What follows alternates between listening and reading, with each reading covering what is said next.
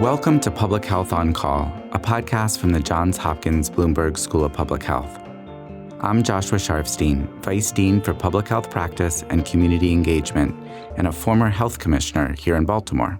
Our goal is to bring evidence and experience to illuminate critical public health issues. If you have questions or ideas for us, please send an email to publichealthquestion@jhu.edu. That's publichealthquestion@jhu.edu for future podcast episodes.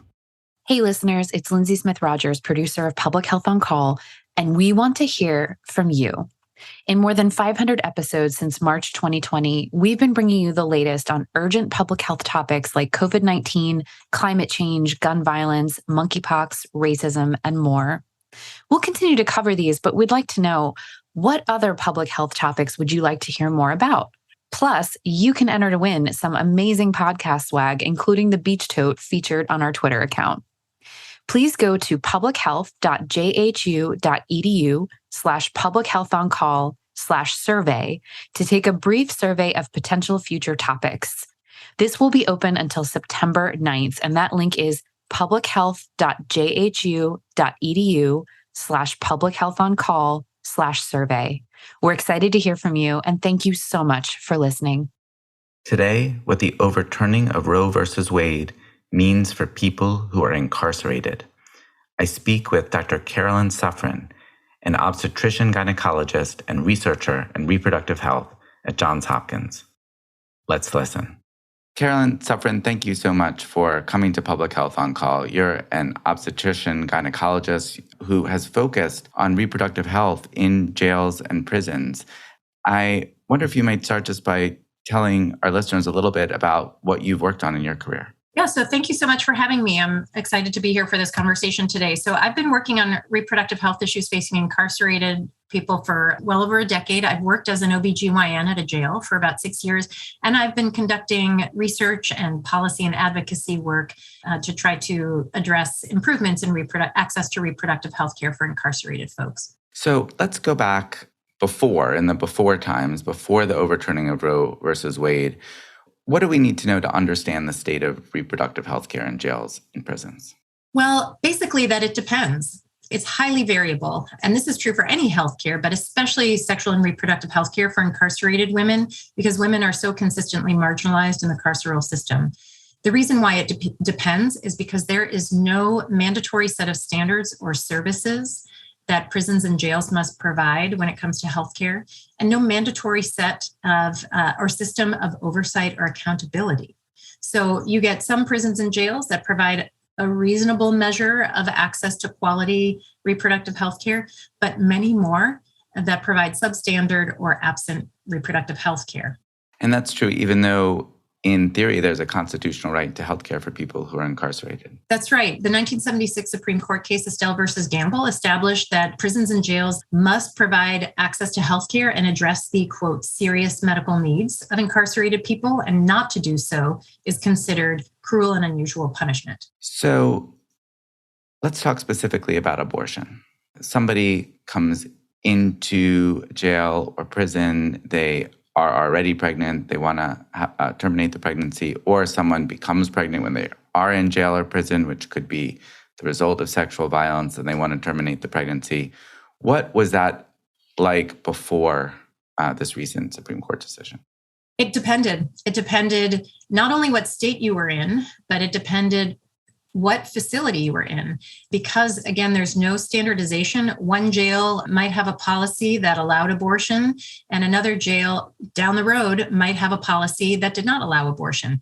And so even at our research has found that even in states where abortion was legal and fully accessible up to viability, that some prisons and jails had either official policies or unofficial policies that did not allow incarcerated women to access abortion. What were some of the obstacles that were put up in front of people? So some of the official obstacles were written or unwritten policies that did not allow it, or policies that may have allowed it, but only in the first trimester, even in some of the most abortion supportive states. Or in some cases, maybe they in theory allowed abortion, but required the pregnant person to pay for their own abortion. not only to pay for the procedure, but to pay for transportation costs like gas mileage for the prison van or to pay for overtime for the guards.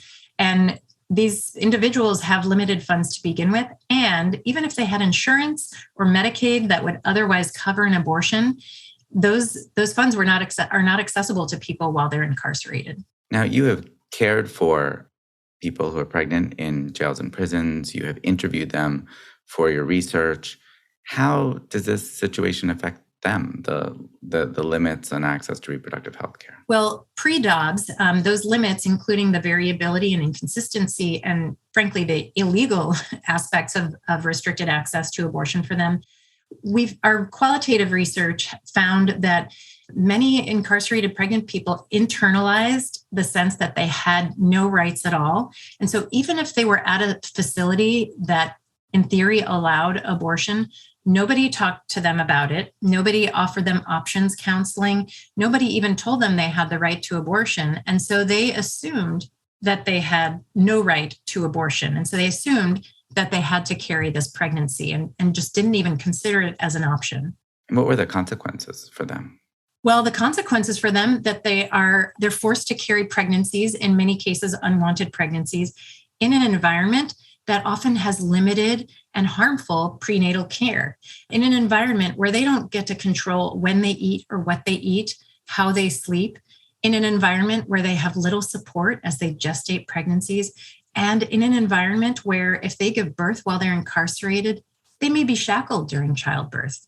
And in an environment where after they give birth, they are usually forcibly separated from their newborn immediately after. So then there is the Dobbs decision, which took away a constitutional right to terminate a pregnancy. How does that change the situation for example, people in states where there are already severe abortion restrictions? Well, it changes some things and it doesn't change others. What it changes is that, pre-Dobbs, people had legal recourse. They may not have known about it. They may not have had the savvy or the ACLU contacts to sue a prison or jail. But a few women historically have and have been able to obtain abortions while incarcerated because the courts have said to the prison or jail, you must do this. Now they don't have that legal recourse because incarcerated people do not have a constitutional right to abortion anymore because nobody does. So that's one thing that has changed, is that there is no legal recourse if a prison or jail denies them access to abortion. Another thing that's changed is that because they don't have the freedom of movement, they're incarcerated, they can't leave the facility. If they need an abortion and they're in a state where abortion is restricted or illegal, they can't leave the state.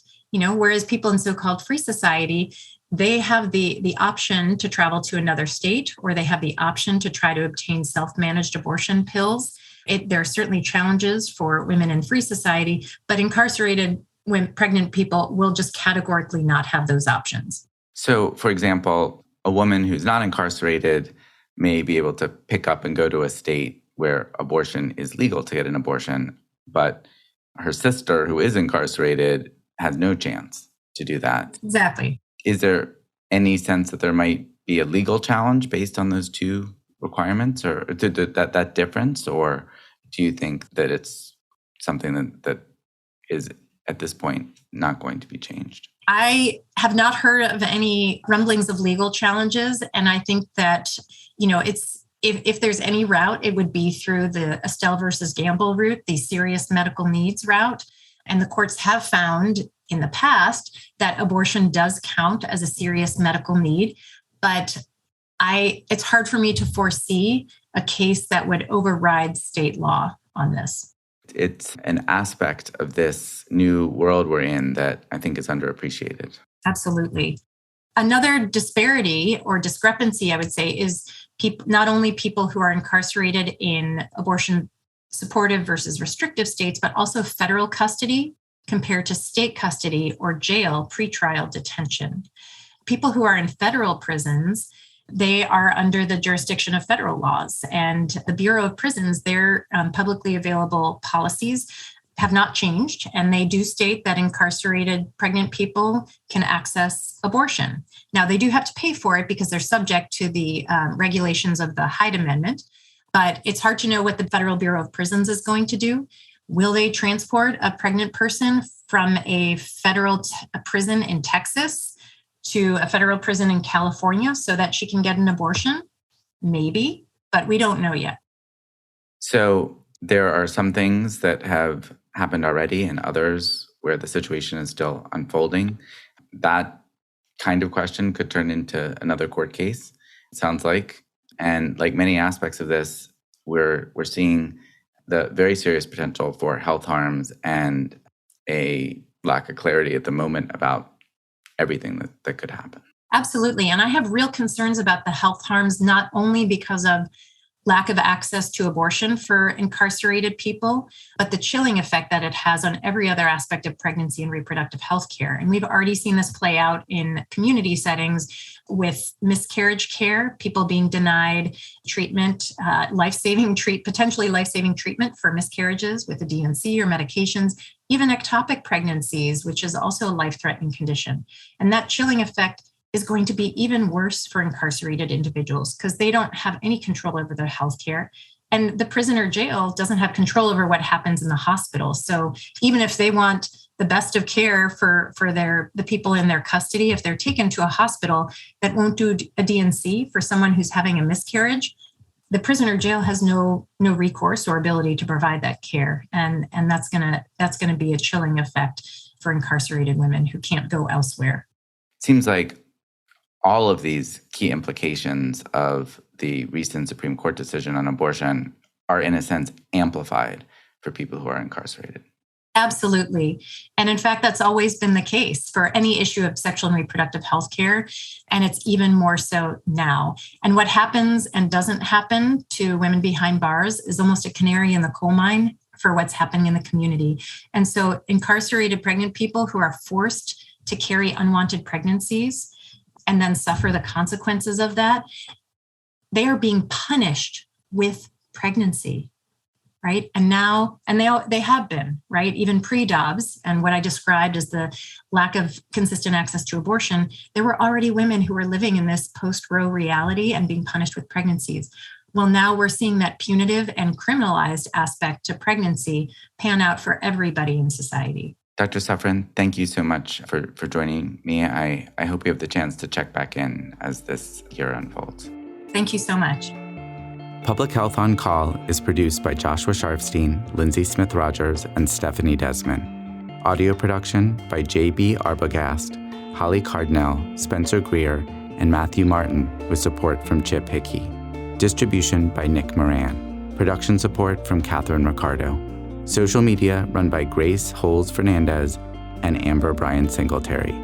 Thank you for listening.